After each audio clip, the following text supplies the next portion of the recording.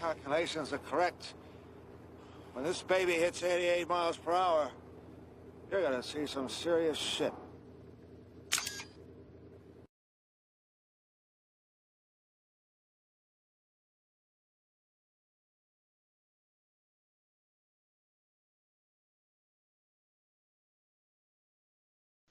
Hello YouTube, this is Back to Future Fan 95 with the second of my Back to Future Trilogy reviews. This will also be my second review on this channel. Now I want to apologize for the big delay, but due to this delay, it looks like I won't be able to cover my Christmas special reviews this year. But I might, just might still be able to do the reviews, but I doubt it.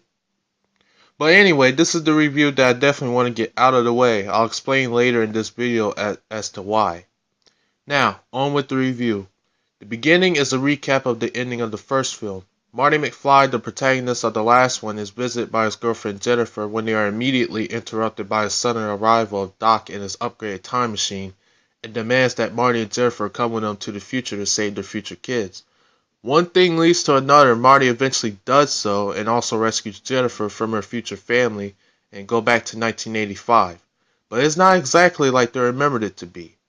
Hill Valley is now a dystopian nightmare. Thing is, while Marty and Doc were still in the then future of 2015, Marty bought a sports almanac detailing the results of every sporting event of the 20th century.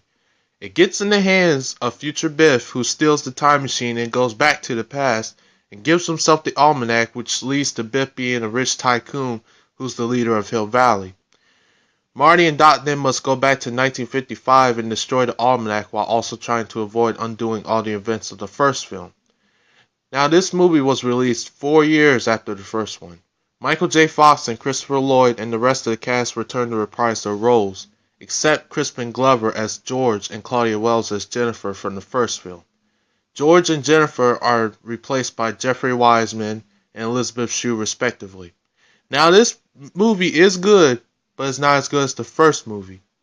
This film has some funny moments, and the plot in this one isn't too bad, but I kind of prefer the first plot. Some of the special effects are kind of weak. Some of the noteworthy effects are when two of the same actor are on screen at the same time, which is a cool effect.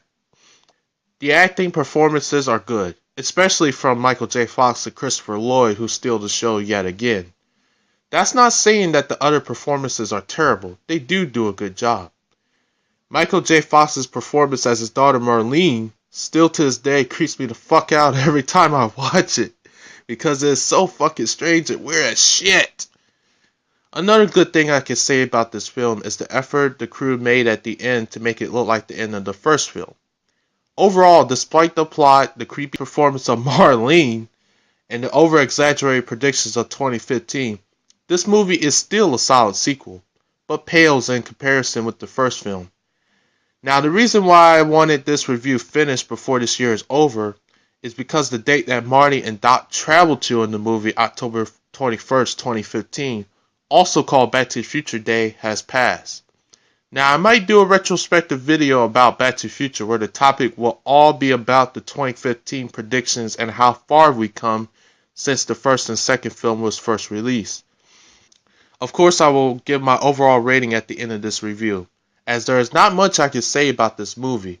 It's okay, and you should still watch it. This has been Back to the Future Fan 95 signing off.